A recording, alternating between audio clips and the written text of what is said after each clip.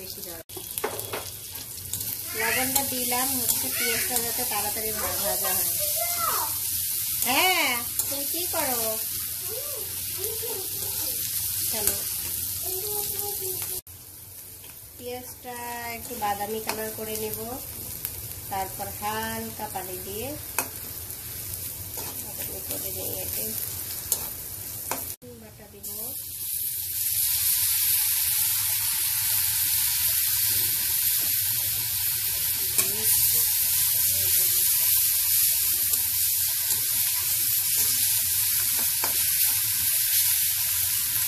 হালকা পানি দেব মশলাটা কষানোর জন্য।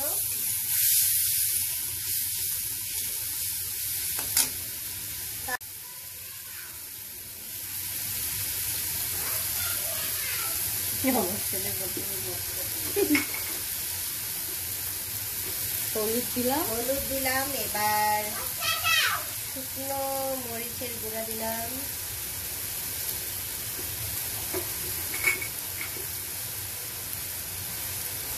জিরা গুঁড়া দিলাম,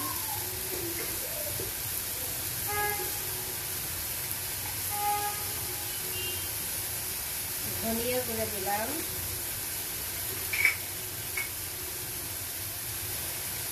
এবার দিব গরম মশলা দিয়ে সবগুলো মশলা একসঙ্গে কষাবো। হলুদ একটু কম হয়ে গেছে, হলুদ তেল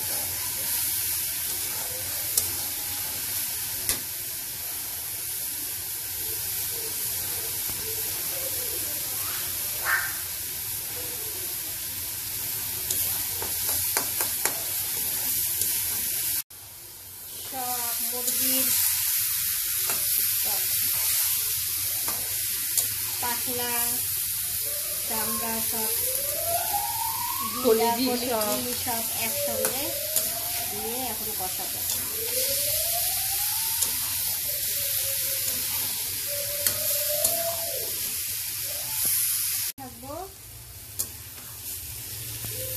পানিটা যে বের হবে এই পানিটার মধ্যে একটু কষাবো, তারপর আবার হালকা পানি দিয়ে সিদ্ধ করে আবার কষাবো।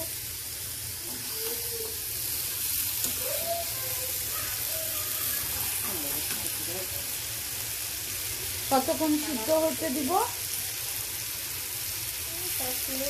আবার একটু ঝাল করার জন্য মরিচ দিলাম, মরিচের গুঁড়া দিলাম।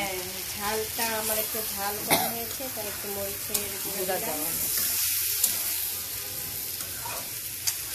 ভালো করে কষায় সিদ্ধ হতে দিব। পানিটা শুকিয়ে গিয়েছে, আমি এখন তরকারিটা একটু কষাচ্ছি, ভালো করে কষাতে হবে।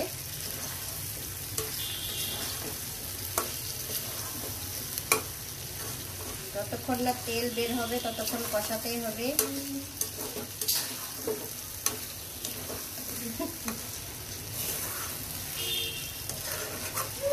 এই যে তৈরি হয়ে গেল আমাদের মুরগির গলা, গিলা, কলিজি, মাথা সব কিছু মিলায় সুন্দর একটা রেসিপি। অনেক টেস্টি, আমি দেখলেই ভালো লাগছে। আসেন আমাদের সাথে খাবেন। আর কেমন লাগলো আমাদেরকে বলবেন, কমেন্ট করবেন। Please comment below and don't forget to like, share and subscribe our channel. Thank you.